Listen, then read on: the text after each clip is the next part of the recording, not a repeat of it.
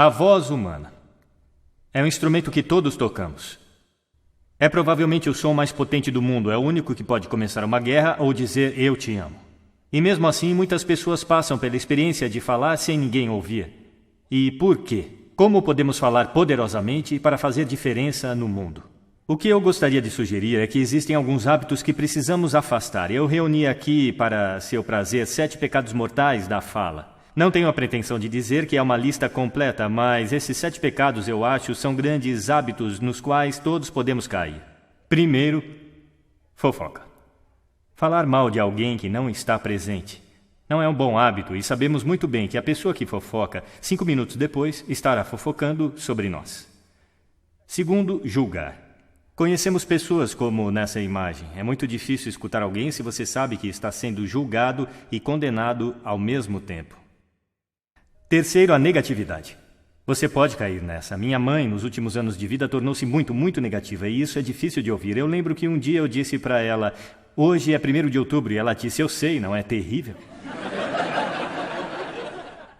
É difícil ouvir quando alguém é tão negativo assim. E outra forma de negatividade é reclamar. Bom, essa é a arte nacional do Reino Unido. É nosso esporte nacional. Reclamamos sobre o clima, sobre esporte, sobre política, sobre tudo, mas, na verdade, reclamar é um sofrimento viral. Não é espalhar luz do sol e leveza no mundo. Desculpas. Todos nós conhecemos esse cara. Talvez todos nós tenhamos sido esse cara. Algumas pessoas têm um atirador de culpa. Elas jogam a culpa em todo mundo e não se responsabilizam pelos seus atos. É novamente muito difícil ouvir alguém que está agindo dessa forma. Penúltimo. O 6º dos 7 itens. Exagero.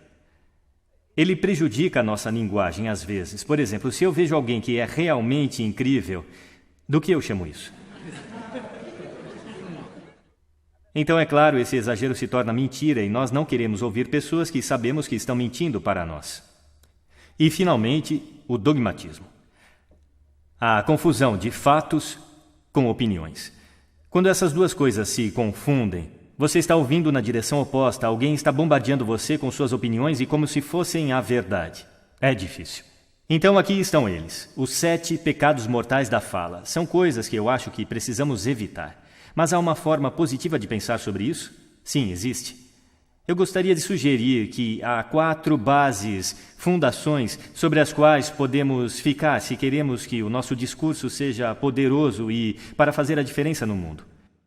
Felizmente, essas coisas soletram uma palavra. A palavra é hail, granizo, e ela tem uma grande definição também. E eu não estou falando sobre o material que cai do céu e o acerta na cabeça. Eu estou falando sobre essa definição. Cumprimentar ou aclamar entusiasticamente, que é como as nossas palavras serão recebidas se ficarmos sobre essas 4 bases. Então, o que elas representam? Vejam se conseguem adivinhar. O H. Honestidade, é claro. Ser verdadeiro no que você diz, sendo direto e claro. O A é a autenticidade. Apenas sendo você mesmo. Um amigo meu descreve isso como estar sobre sua própria verdade, que eu acho que é uma bela maneira de colocar. O I é a integridade. Sendo a sua palavra, na verdade, fazer o que você diz e ser alguém que as pessoas podem confiar. E o L é o amor. Eu não quero dizer o amor romântico, mas quero dizer desejar às pessoas o bem. Por 2 razões. Primeiro, acho que a honestidade absoluta não pode ser o que queremos. Meu Deus, você está tão feia esta manhã. Talvez isso não seja necessário. Temperada com amor, é claro. A honestidade é uma grande coisa. Mas também, se você está realmente desejando bem a alguém, é muito difícil julgar ao mesmo tempo. Eu nem tenho certeza de que você pode fazer as 2 coisas simultaneamente. Então, hail. Além disso, é o que você diz, e é, como diz a velha canção, é o que você diz e também a maneira como você diz. Você tem uma caixa de ferramentas surpreendentes, é um instrumento incrível, e ainda assim esta é uma caixa de ferramentas que poucas pessoas já abriram. Eu gostaria de remexer um pouco lá com você e só puxar algumas ferramentas que você pode gostar de usar e que vão aumentar o poder da sua fala. Registro, por exemplo. Agora, registro de falsete que não pode ser muito útil na maioria das vezes, mas há um registro no meio. E eu não vou ser muito técnico sobre isso com qualquer um de vocês que são treinadores de voz. Entretanto, você pode colocar a sua voz. Então, se eu falar aqui pelo meu nariz, você pode ouvir a diferença. Se eu descer aqui na minha garganta, que é onde a maioria de nós fala, a maior parte do tempo. Mas se você quer peso, você precisa ir até aqui no peito. Você ouve a diferença? Nós votamos em políticos com vozes mais graves. É verdade? Porque associamos profundidade com poder e autoridade. E isto é registro. Então nós temos o timbre. É a forma como a sua voz é sentida. Mais uma vez, a pesquisa mostra que preferimos as vozes que são ricas, suaves e quentes, como o chocolate quente. Bom, se você não é assim, isso não é o fim do mundo, porque você pode treinar. Contrate um treinador de voz. E há coisas incríveis que você pode fazer com respiração, com postura e exercícios para melhorar o timbre.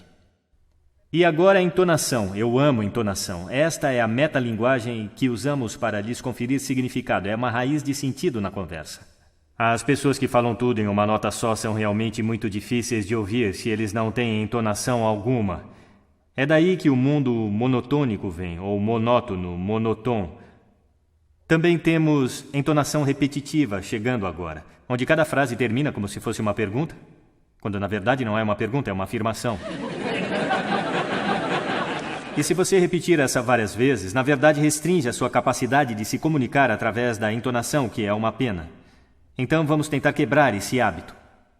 Ritmo. Eu posso ficar muito animado dizendo algo muito rapidamente, ou eu posso também diminuir até enfatizar. E no final de tudo, é claro, é o nosso velho amigo silêncio. Não há nada de errado com um pouco de silêncio em uma conversa. Não temos que preenchê-lo com uns e ans. Pode ser muito poderoso. Claro, a tonalidade. Muitas vezes vai junto com o ritmo para indicar excitação, mas você pode fazê-lo apenas com a tonalidade. Onde você deixou as chaves? Onde você deixou as chaves? Significados ligeiramente diferentes nessas duas formas. E, finalmente, o volume. Eu posso ficar muito animado usando volume. Desculpe se eu assustei alguém, tudo bem? Ou eu posso fazer vocês realmente prestarem atenção ficando bem quieto. Algumas pessoas irradiam o tempo todo. Tente não fazer assim. É chamado de sodcasting. Isto é impor o seu som às pessoas ao seu redor sem nenhuma consideração. Não é agradável. Naturalmente, onde tudo isso entra em jogo, acima de tudo, é quando você tem algo realmente importante para fazer. Pode ser num palco como este, dando uma palestra, pode ser propondo casamento, pedindo um aumento, discursando em um casamento, seja o que for. Se é realmente importante, você deve isso a si mesmo. Olhar para esta caixa de ferramentas e o motor que vai funcionar, e nenhum motor funciona bem sem ser aquecido. Aqueça sua voz. Na verdade, deixe eu mostrar como fazer isso. Será que todos podem ficar de pé por um momento? Eu vou mostrar os 6 exercícios de aquecimento vocal que eu faço antes de me apresentar em cada palestra. Sempre que forem falar com alguém importante, façam isso. Primeiro, braços para cima, respiração profunda e inspirem. Assim. Mais uma vez. Muito bom. Agora vamos aquecer os nossos lábios. Vamos para... Muito bom. E agora... Igual quando você era criança. Agora seus lábios devem ganhar vida. Vamos fazer o seguinte com a língua, exagerando. Lá, lá, lá, lá, lá, lá, lá, lá. Lindo, estão ficando muito bons nisso. E em seguida agora enrole uma... É como champanhe para a língua. Por fim, eu só posso fazer um. Os profissionais chamam isso de sirene. É muito bom. Começa com o I e vai para o O. O I é agudo e o O é grave. Então você vai...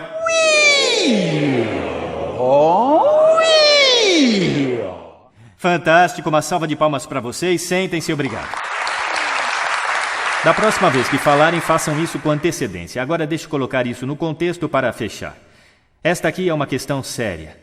Este é o lugar onde estamos agora, certo? Não falamos bem com pessoas que simplesmente não estão ouvindo num ambiente que tem muito ruído e acústica ruim. Eu falei sobre isso neste palco em diferentes fases. O que seria o mundo caso estivéssemos falando poderosamente para as pessoas que estavam ouvindo conscientemente em ambientes que eram aptos para o propósito? Ou, para fazer isso um pouco maior, o que o mundo seria caso estivéssemos criando e consumindo sons conscientemente e projetando todos os nossos ambientes para o som de forma consciente? Isso seria ótimo. Seria um mundo que soa bonito e aquele em que o entendimento seria a norma. E essa é uma ideia que merece ser espalhada. Obrigado. Obrigado.